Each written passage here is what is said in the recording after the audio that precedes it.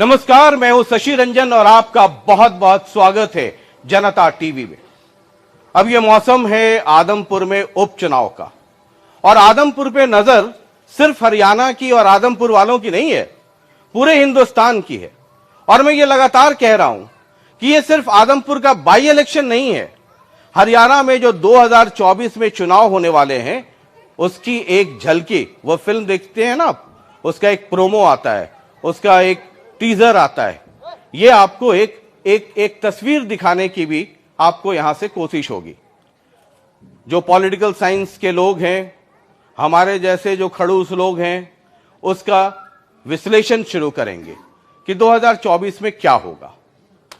अब ये आदमपुर, इस चुनाव में जितनी पार्टियां हैं सब में कांग्रेसी, कोई 1.5 घंटे पहले वाले कांग्रेसी, कोई 1.5 महीने पहले वाले कांग्रेसी और कोई 1.5 साल पहले वाले कांग्रेसी। और जो कांग्रेस वाले कैंडिडेट हैं वो 6-7 घर घूम घाम करके आए कि भाई उधर वाला समता वाला भी देख लिया, लोकदल वाला भी देख लिया, इंडिपेंडेंट भी देख लिया, अब वो कांग्रेस के कैंडिडेट।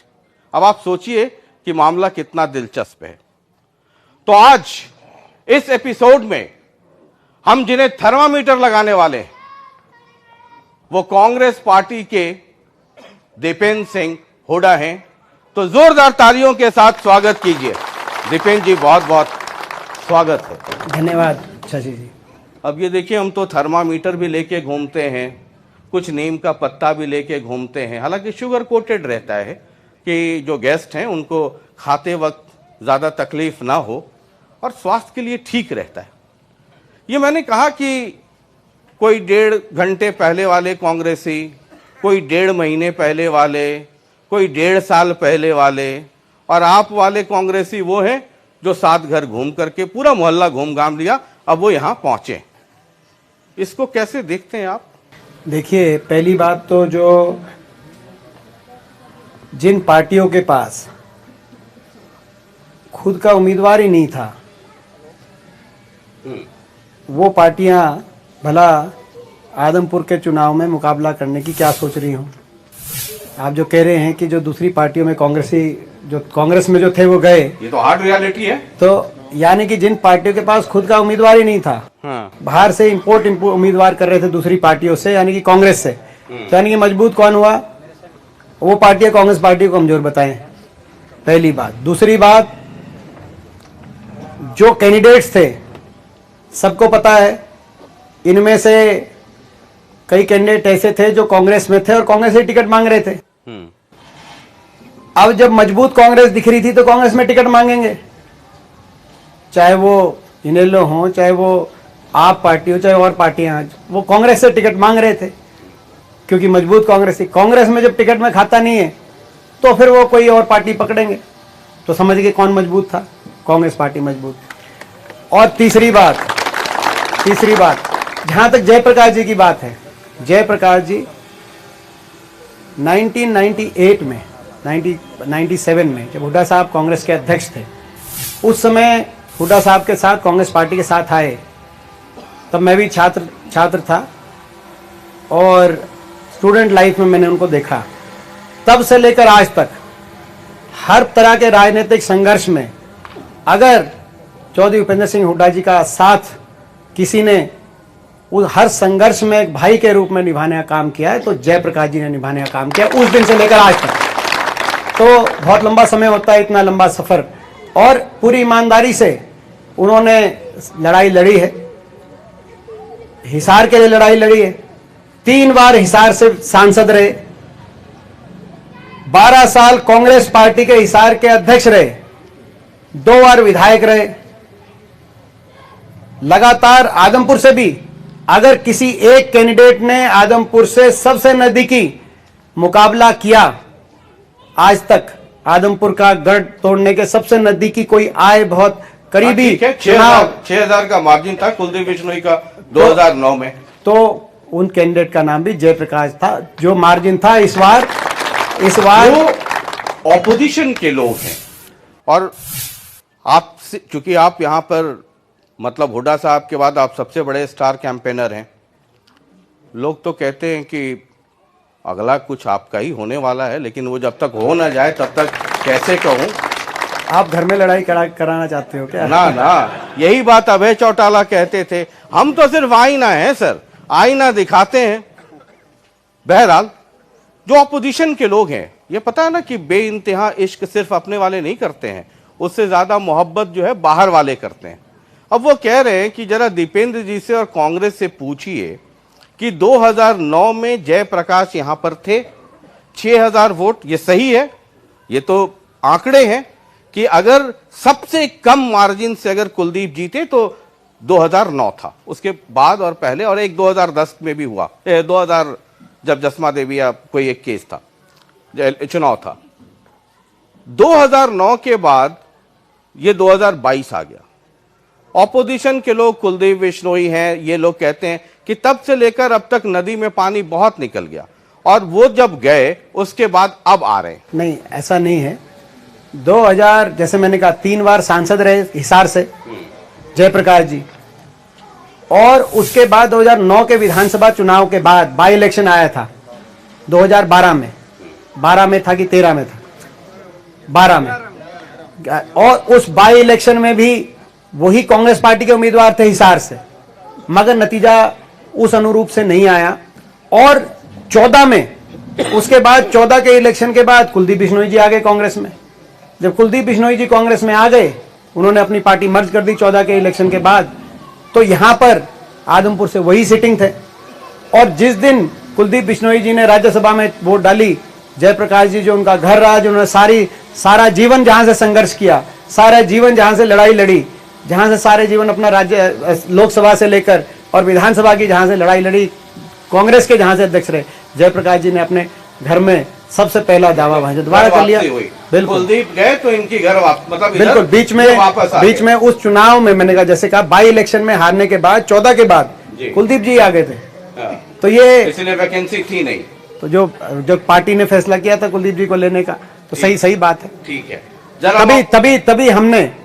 तभी हमने उनको जो है इस बार जो है 2019 में, क्योंकि यहाँ से कुलदीप जी थे, इसीलिए हमने, कांग्रेस पार्टी ने उनको वहां से कलायत से टिकट दी थी जयप्रकाश जी। जो अपोजिशन के लोग हैं, मेरा धर्म है वो पूछना, और ये चुनाव में ये सब मसले हैं, और आपसे बेहतर कौन होगा जिनसे कांग्रेस की तरफ से अगर मुझे पूछना हो तो मैं आपसे पूछूं। कह रहे हैं कि क्या कांग्रेस किसी लोकल को कैंडिडेट नहीं बना सकती थी? इससे ज्यादा क्या कौन लोकल होगा? जो मैंने आपको जवाब दे दिया, आपका क्वेश्चन अब पुराना हो गया। इससे ज्यादा यहाँ पे किसने लड़ाई लड़ी? इससे ज्यादा किसने लड़ाई लड़ी? चौधरी भजनलाल जी का जब वो थे, उस समय लोकसभा में उनसे मुकाबला किया तो जयप्रकाश जी ने, कुलदीप बिश्नोई जी से मुकाबला किया तो जयप्रकाश जी ने, दोबारा से कुलदीप बिश्नोई जी से मुकाबला विधानसभा में किया तो जयप्रकाश जी ने, जब 6000 से हारे। उसके बाद कुलदीप बिश्नोई जी से के साथ लोकसभा में मुकाबला किया बाई इलेक्शन में तो जयप्रकाश जी ने। अब तीसरी पीढ़ी में मुकाबला कर रहे हैं, तो उससे ज्यादा लोकल कौन हो, किसने लड़ाई लड़ी, उससे ज्यादा बताओ। ठीक है, तो अब नया सवाल कर लेते हैं सर। कुलदीप बिश्नोई कह रहे हैं कि 26 साल का सूखा था यहां पर। वो कहते हैं कि भजन लाल के बाद किसी चीफ मिनिस्टर ने, किसी सरकार ने आदमपुर पर मेहरबानी नहीं की, वो नजरे इनायत उनकी नहीं हुई। अब जब वो 26 साल कहते हैं तो 2 टेन्योर है 10 साल का भूपेंद्र सिंह हुड्डा साहब का, और वो भी ये कि मतलब अगर 26 साल है तो वो 10 साल है। वो कहते हैं कि भजन लाल के बाद कोई इस इलाके में देखा ही नहीं। सवाल नंबर 1। सवाल नंबर 2, कहते हैं कि हुड्डा साहब तो क्षेत्रवाद करते थे, और चूंकि हम यहां से थे, यानी कुलदीप बिश्नोई, तो हमारे इलाके में तो काम किया ही नहीं। देखिए, एक तो पहली बात तो 26 साल की बात कह रहे हैं। 26 साल कौन यहां से जनप्रतिनिधि था? लोगों ने किसको वोट देके जिताया? 26 साल लगातार इनको जिताया, इनको मौका मिला, हर सरकार में मौका मिला, पहली बात। दूसरी बात, जहां तक कह रहे कि 26 साल में सरकार में साझा नहीं था। जब हमारी सरकार बनी, चौधरी भूपेंद्र सिंह हुड्डा जी ने मुख्यमंत्री की शपथ ली, तो साथ में उप मुख्यमंत्री के तौर पर चंद्रमोहन बिश्नोई जी ने शपथ ली। मैं बताना चाहता हूँ, तो साझा कैसा नहीं था। इन आगे कुलदीप जी भी बनना चाहते तो बन जाते उप मुख्यमंत्री, उस समय साथ बन जाते, जितने काम कराने थे खुद से वो कराते, लेकिन उनके बिना भी उन्होंने साथ नहीं दिया। लेकिन फिर भी क्योंकि इस इलाके के साथ हमारा एक लगाव है। पूरे हरियाणा में काम हुआ हुड्डा सरकार के समय, मगर इस इलाके के साथ विशेष लगाव है। हमारे जो है पूर्वज आके यहीं बचे थे लुदास गांव में, मेरे बड़े परदादा जी, और वो लुदास गांव, आदमपुर, ये सारा एक इलाका है। हुड्डा साहब की सरकार में, कांग्रेस पार्टी की सरकार में, हर गांव के अंदर, पूरे आदमपुर के हर गांव के अंदर अगर विकास कार्य हुआ तो उस सरकार में हुआ। हिसार के अंदर विकास कार्य हुए तो उस सरकार ने, सवाल पूछा मैं बताऊंगा। आदमपुर के अंदर 19 आदमपुर के अंदर, गांव के अंदर वाटर वर्क्स और डिग्गी उस समय बनी, जो बड़े वाटर वर्क्स बनते पब्लिक हेल्थ के, चाहे वो सदलपुर हो, चाहे मंडी आदमपुर हो, चाहे आदमपुर गांव हो, चाहे बालसमंद हो। आदमपुर के अंदर ITI, पॉलिटेक्निक, नए स्कूल अपग्रेड, स्टेडियम, ग्रामीण विकास, गांव के अंदर आप गलियों के विकास से लेकर, अगर आप पता करेंगे कब हुए थे विकास कार्य, तो लोग बताएंगे कांग्रेस पार्टी की हुड्डा सरकार के समय गांव के अंदर विकास कार्य थे, आदमपुर के अंदर, हर गांव के अंदर। जबकि जो विधायक थे वो उस समय हमारे से बगावती हो रहे थे। अभी इस बात को भी आप सोच, उसके बावजूद आदमपुर में, ऐसे हिसार के अंदर चाहे वो थर्मल का कारखाना हो जो कई हजार करोड़ की, 8,000 करोड़ की लागत से लगा हो, चाहे हिसार के अंदर लाला लाजपत राय यूनिवर्सिटी हो, चाहे जो पुरानी यूनिवर्सिटी थी गुरु जम्बेश्वर यूनिवर्सिटी, उसका विस्तारीकरण हो जिसमें 50 करोड़ की लागत से एशिया का सबसे बड़ा हॉल जो बना हो, चौधरी रणबीर सिंह हॉल बना हो, चाहे वो बिजनेस स्कूल बना हो गुरु जम्बेश्वर यूनिवर्सिटी में, चाहे वो रेल की लाइन की कनेक्टिविटी हांसी से सीधा दिल्ली, ताकि हिसार से दिल्ली लाइन बने जो आज तक कंप्लीट नहीं हुई हमारे समय, चाहे वो 4 लेन सड़कें हों हिसार से रोहतक होके, चाहे हिसार से डबवाली, हिसार से कैथल होके अंबाला, चाहे वो चारों तरफ 4 लेन कनेक्टिविटी। ये 4 लेन की जो कनेक्टिविटी सड़कें, कई सड़कें आदमपुर विधानसभा क्षेत्र को भी टच करती हैं। चाहे वो साथ लगते फतेहाबाद में परमाणु कारखाना हो, लगभग 25-30 हजार करोड़ की लागत से। हम कामों के आधार पर लोगों के बीच में जा रहे हैं अपनी सरकार के वोट मांगे, विपक्ष में होने के बावजूद। मैं पूछना चाहता हूं, खट्टर सरकार को 9 साल हो गए, खट्टर सरकार एक काम बताए हिसार में, आदमपुर में किया हो एक काम, और उस काम के आधार पर वोट मांगे। हम काम के आधार पर वोट मांग रहे। जब आप काम बता रहे तो मैं मन में जोड़ रहा था कि इसके कितने करोड़ हो सकते हैं, इसके कितने करोड़ हो सकते हैं, तो कुछ देर के बाद वो मेरी गिनती भूल गई, क्योंकि वो मतलब भूल गया, वो जोड़ ही नहीं पा रहा था कि अब तो इतने करोड़ हो गए, और अब 1,000 हो गए, अब 1 लाख करोड़ हो गए।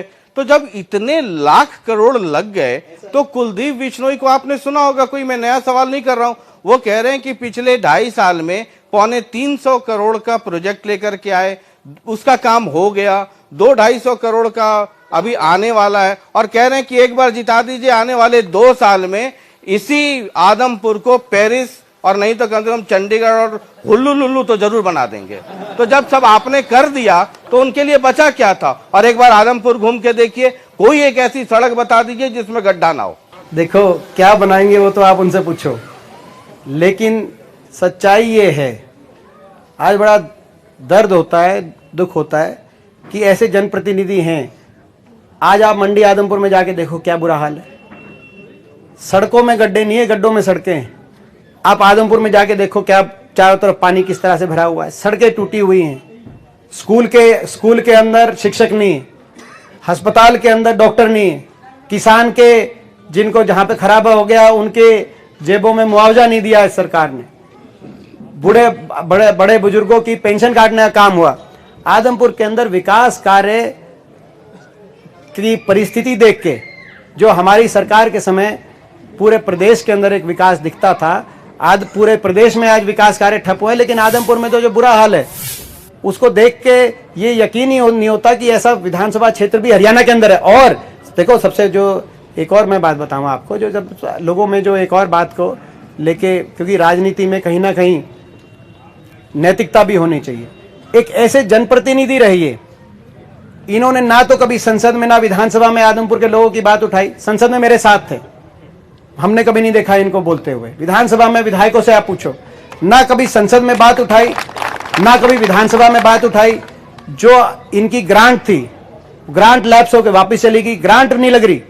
पहला ऐसा केस है हरियाणा में, तो पहला ऐसा केस है, मैं निश्चित तौर से कह सकता हूं कि ग्रांट वापस चली गई, किसी सांसद विधायक की वो ग्रांट ना लगे, तो अपनी ग्रांट वापस चली जाए। लोगों के सुख दुख में आए ना, लोगों के विकास कार्यों की आवाज ना उठाएं, अपनी स्वार्थ की राजनीति करें, केवल और केवल अपने स्वार्थ। सबको पता है भाजपा में क्यों गए हैं, अपनी स्वार्थ की राजनीति।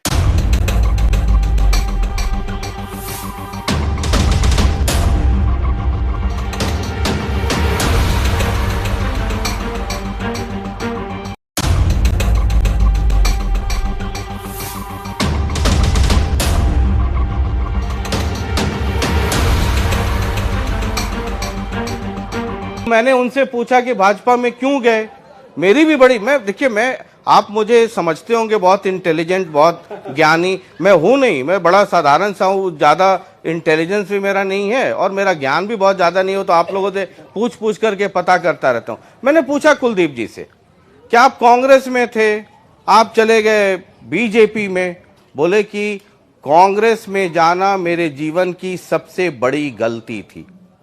हालांकि मैंने कहा कि वो तो नहीं, ये लाइन तो बीजेपी के बारे में बोलते थे। वो मैंने पूछा था, सर आप तो जानते हैं मेरा स्वभाव। हमने कहा कुछ ऐसे ही। नहीं, आप समझे मैं क्या कह रहा हूँ। आप वीडियो देखो सोशल मीडिया पे, ये लाइन जो आप कह रहे हो ना, ये लाइन वो जब बीजेपी छोड़ के, पिछली बार बीजेपी छोड़ के आए गठबंधन तोड़ के, तब ये कहते थे कि बीजेपी से हाथ मिलाना मेरी सबसे बड़ी गलती थी। वो सेम टू सेम रटी रटाई लाइन अब कांग्रेस के बारे में कह रहे होंगे। क्योंकि इस मसले पे बात करना इसलिए भी जरूरी है कि ये चुनाव अगर हो रहा है तो इसी वजह से हो रहा है, क्योंकि वो कांग्रेस से चले गए, अंतरात्मा की आवाज सुनी और वो बीजेपी में चले गए, तो आपको इस्तीफा देना है। और ये बाई इलेक्शन हो रहा है और हम और आप आदमपुर में बैठे हैं, तो ये इसी काम के लिए बैठे हैं। वो कहते हैं कि उदय भान जी को बना दिया प्रदेश अध्यक्ष। वो मुझे कहानी सुनाने लगे अपने इंटरव्यू में। बोले कि जैसे ही उदय भान जी को बनाया तो मेरे पास फोन आया। बोले ये कित, ये कहाँ के हैं? बोला बताइए, लोगों को ये नहीं पता कि उदय भान जी कहाँ के हैं।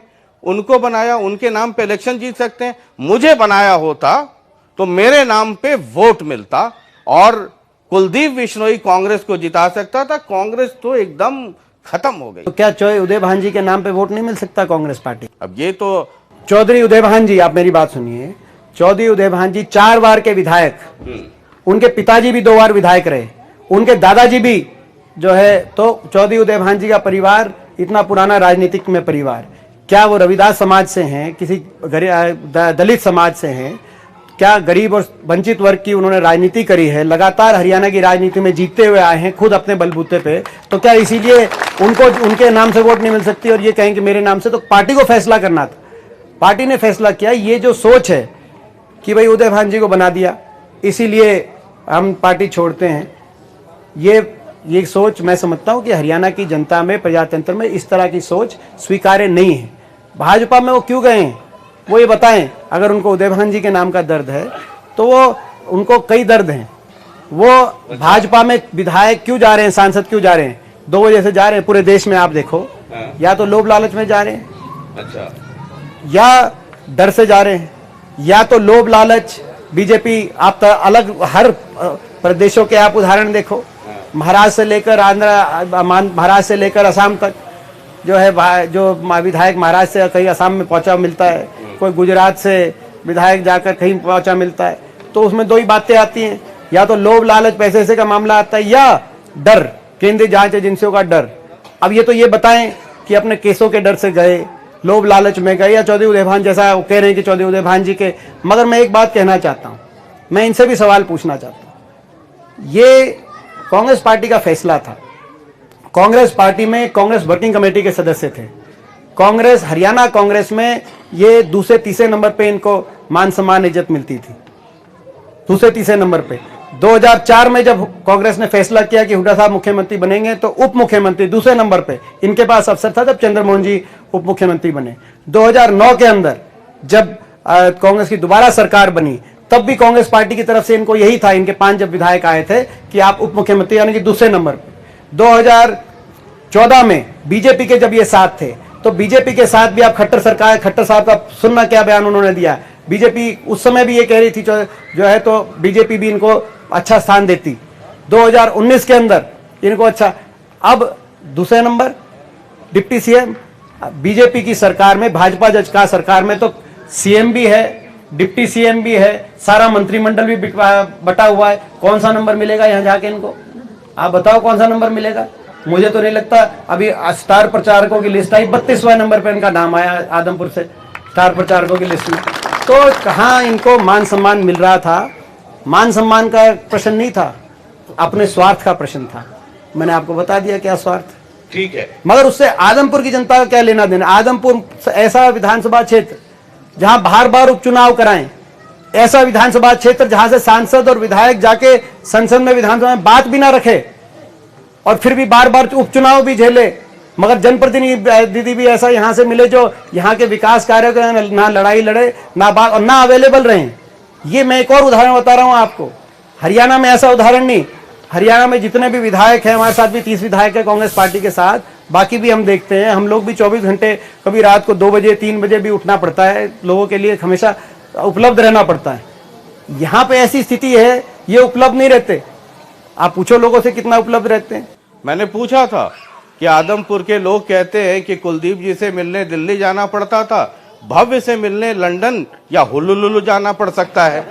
बहरहाल वो ये कहते हैं कि बीजेपी में आने का, आपके पहले मैंने उनका इंटरव्यू किया है ना, तो इसलिए मेरे पास पूरी ठोस बातचीत है।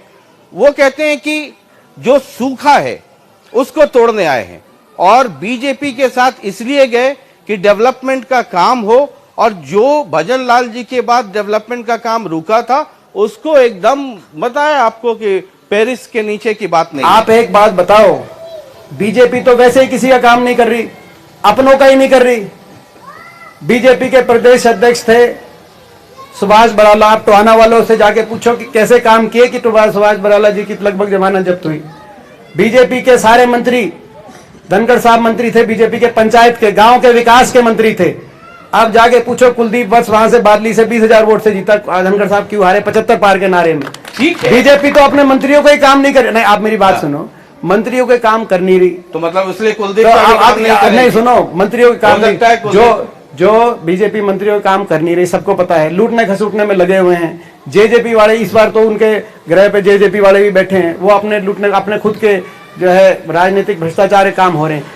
विकास कार्य हरियाणा के कौन से विधानसभा क्षेत्र में बीजेपी के मंत्रियों के विकास, उचाना में जाके पूछो, उचाना में जाके पूछो, डिप्टी सीएम का हल्का है। आप करनाल में जाके पूछो, खट्टर साहब का हल्का, क्या वहां कार्य हो रहे? वहां तो कार्य हो नहीं रहे। ये 32वें नंबर पे स्टार प्रचारक की लिस्ट में, इन तक कहां नंबर पहुंचेगा इनका? तो क्या बताओ क्या काम होगा? 1 साल इनकी सरकार के वैसे रह गए, काम की वजह से नहीं। हाँ भाई, जो जिस वजह से गए हैं वहां कुछ राहत इनको मिले। बार बार आप जिस वजह से गए हैं, जिस वजह से गए, और मैंने आपको बताया मैं इतना इंटेलिजेंट नहीं हूं कि आप इशारा करें और मैं समझ जाऊं। ये किस वजह से गए हैं वो तो आप देखो, आपको बताया कि मैं इंटेलिजेंट नहीं, मैंने आपको आपका बड़प्पन है कि आप मुझे इंटेलिजेंट समझते हैं। मैं बड़ा औसत दर्जे का आदमी हूँ, छोटा मोटा पत्रकार हूँ। वो किस वजह से गए हैं? देखिए जनता है, जनता सब जानती है। अच्छा, मैंने आपको बता दिया, भाजपा, ये कोई बताने की या आपको ना जानने की बात नहीं, आप किससे पूछ लेना। बीजेपी में सारे देश में जो दबाव में विधायक या सांसद जो जा रहे हैं, वो किस वजह से जा रहे हैं? वो एक ही वजह है, उसी वजह से गए हैं।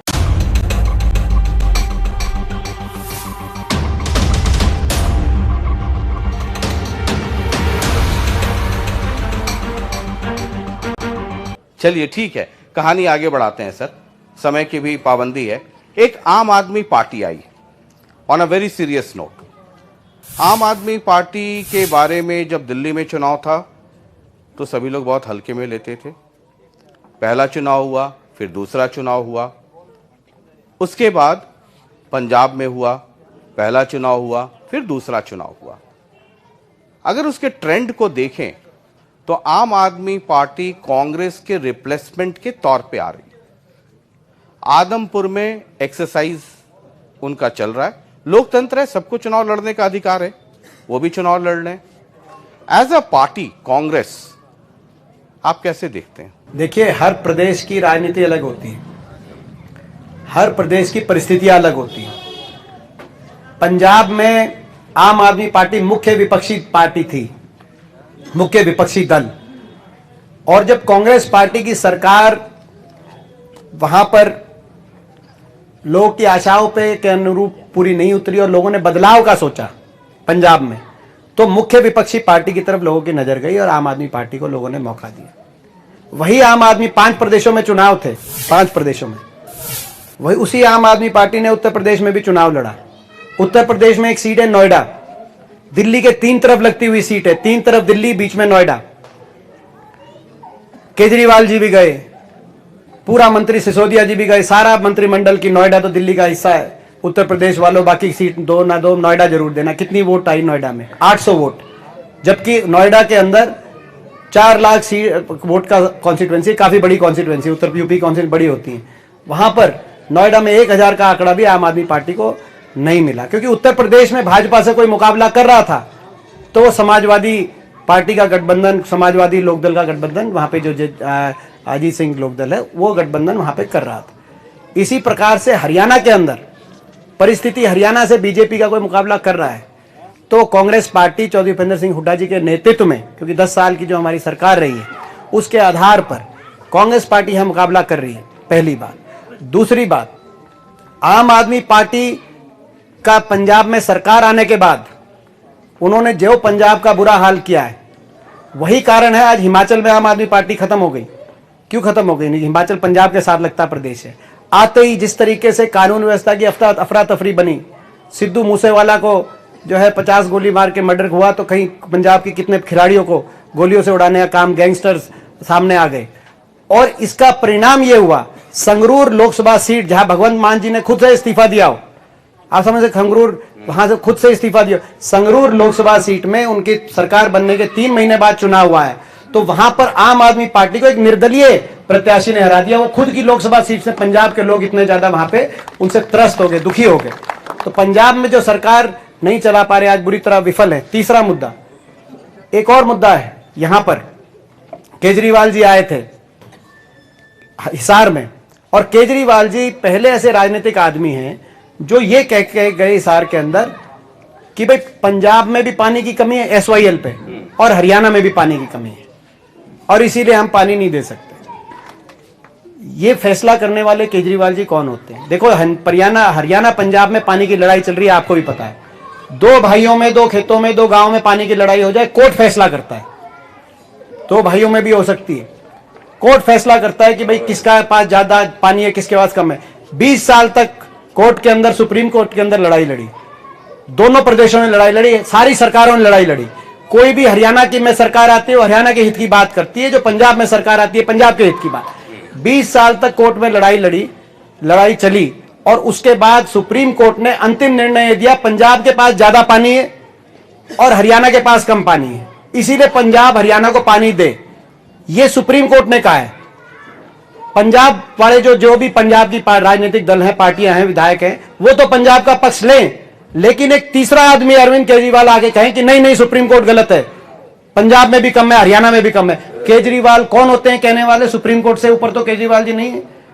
केजरीवाल, अगर आज हम ये कह दें, जो पंजाब, आज हम कह दें कि हरियाणा के पास पानी नहीं है और दिल्ली को पानी नहीं देंगे, आज हम कह दें, हरियाणा वाले कह दें, तो क्या होगा? अगर ये हम कह दें तो क्या होगा? केजरीवाल जी जो है सुप्रीम कोर्ट का जगह नहीं ले सकते। सुप्रीम कोर्ट ने हमारे हक में फैसला किया, और ये जो उन्होंने बयान दिया, ये बयान भी हरियाणा वासियों के दिल पे बहुत, इस बयान ने चोट बचाई। और आप देखना, आम आदमी पार्टी, जैसे मैंने कहा कि हरियाणा की राजनीतिक परिस्थितियों में आम आदमी पार्टी कहीं स्टैंड नहीं, पहले ही नहीं करती थी, लेकिन इसके बाद उनका कोई हरियाणा के अंदर राजनीतिक हम ज्यादा जगह नहीं देखते। ठीक है, आखिरी के 1-2 सवाल हैं। आदमपुर की चुनावी इतिहास और समीकरणों को देखें, हर जगह होता है, जैसे गढ़ी सांपला, किलोई चले जाएं तो एक वोटर है जो हुड्डा साहब के साथ है, एक वोटर है जो उनके खिलाफ है। जहां बड़ी हस्तियां हैं, तो आदमपुर की कहानी भी उस तरीके से हो जाती थी कि कुछ लोग भजन लाल के साथ हैं, कुछ लोग उनके खिलाफ हैं। यहां की राजनीति वैसे चलती रही है। अगर उसको माने, जो इतिहास है, जो आंकड़े हैं, कोई हाइपोथेटिकल क्वेश्चन नहीं है।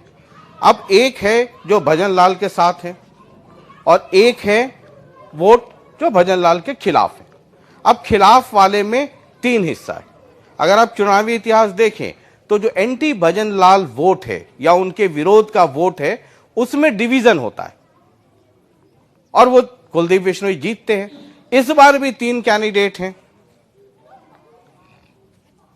यहां चर्चा है बहुत तरह की, आपका आकलन क्या है? देखिए, इसमें 2-3 भाग हैं जो आपने पूछा। देखो, चौधरी भजन लाल जी एक स्तर के नेता थे, उन्होंने काम भी बहुत किए उस समय, और उनका अपना स्वभाव था, वो सबको मान सम्मान देके वो चलते थे हल्के के अंदर। उसके बाद की जो परिस्थिति है, धीरे धीरे लोगों को इनकी कार्यशैली समझ में आई है और लोगों को ये समझ में आ गया कि भविष्य इनके साथ आदमपुर विधानसभा क्षेत्र के लोगों का भविष्य इनके साथ सुरक्षित नहीं है, पहली बात। दूसरी बात, प्रदेश के अंदर समीकरण समझ में आ गए कि भाजपा बड़ी मुश्किल से इस बार बची थी, जेजेपी ने जाके बचवाया।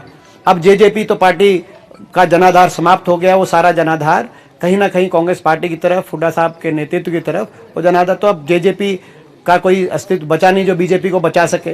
तो प्रदेश में भी बदलाव निश्चित है। लोग जाती हुई सरकार की बजाय आती हुई सरकार को देख रहे हैं, पहली बात तो ये है।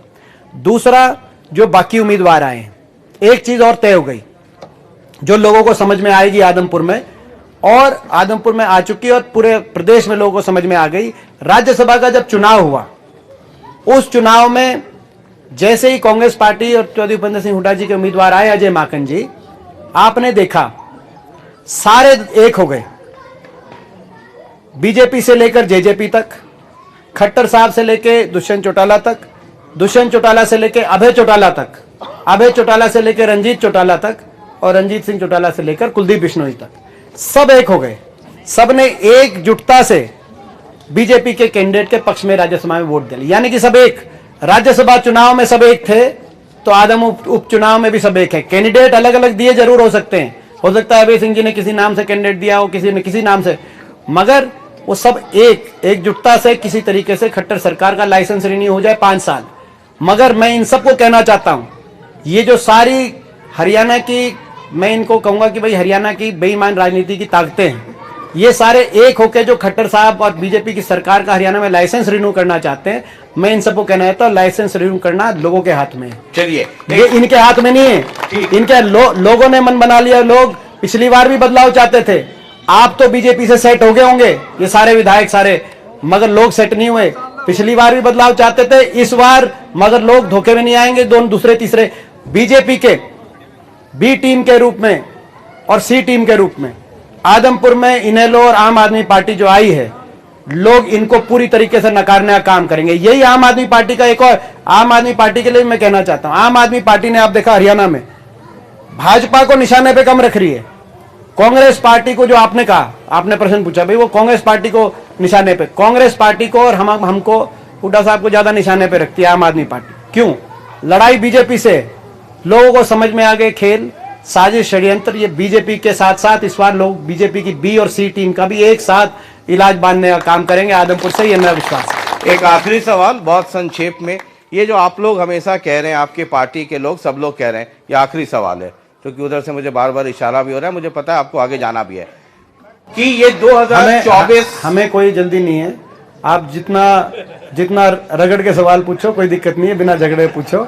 चलो बताओ 2024 आप कह रहे हैं कि ये एक सेमीफाइनल है, एक लिटमस टेस्ट है, एक तस्वीर दिखेगी। हम तो फाइनल बता रहे हैं। आप फाइनल बता रहे हैं? आदमपुर में फाइनल करा देंगे। जो आप ये कह रहे हैं कि आदमपुर में फाइनल करा देंगे, बीजेपी की तरफ से प्रभारी हैं जेपी दलाल, जो मिनिस्टर भी हैं, लोहारू से एमएलए हैं, वो कह रहे हैं कि कांग्रेस की ये चुनौती, ये चैलेंज स्वीकार है, और आदमपुर में 6 तारीख को देखते हैं कि 2024 में क्या होगा। जो आप बार बार कह रहे हैं, उधर से भी ये कहा गया कि ये चैलेंज स्वीकार। उनको शुभकामनाएं। जेपी दलाल जी बड़ौदा में भी इंचार्ज थे, ये भी जेपी दलाल जी को ही इंचार्ज बनाते ही है, जैसा इलेक्शन हो, जेपी दलाल जी जो है उन्हीं को इंचार्ज बनाया था बड़ौदा में। तो मैं जेपी दलाल जी से कहना चाहता हूँ, हमारे वो दूर के रिश्तेदार भी हैं, चलो अच्छा है, बीजेपी आपको ऐसे ऐसे जब चुनौतियां होती हैं इंचार्ज बनाती है। बड़ौदा में आपको हमने ट्रेलर दिखाया था, फिल्म आदमपुर में दिखा देंगे। चलिए, बहुत बहुत शुक्रिया दीपेंद्र जी बातचीत करने के लिए। ये दीपेंद्र हुड्डा थे। हमारा काम थर्मामीटर लगाना है और आपका काम टेम्परेचर नोट करना है, लेकिन जिस दिन लोकतंत्र का वोटर ये समझ लेगा कि असली ताकत दीपेंद्र हुड्डा या मनोहर लाल खट्टर जी या नरेंद्र मोदी जी या राहुल गांधी जी या फिर किसी और का भी नाम जिनका मन हो वो ले लीजिए, असली ताकत उनके पास नहीं है। इन्हें बड़ा और छोटा हम और आप बनाते हैं, अपने वोट से बनाते हैं। जिस दिन हम अपनी वोट की कीमत समझ लेंगे, आदमपुर की भी तस्वीर बदलेगी, बाकी हरियाणा की भी और पूरे हिंदुस्तान की। वो भी वक्त शायद जल्द आ जाए। बाद बाकी टेम्परेचर आप नोट कीजिए। 24 तारीख को दिवाली है, 6 तारीख को देखते हैं किसका दिवाला निकलता है। बहुत बहुत शुक्रिया, नमस्कार।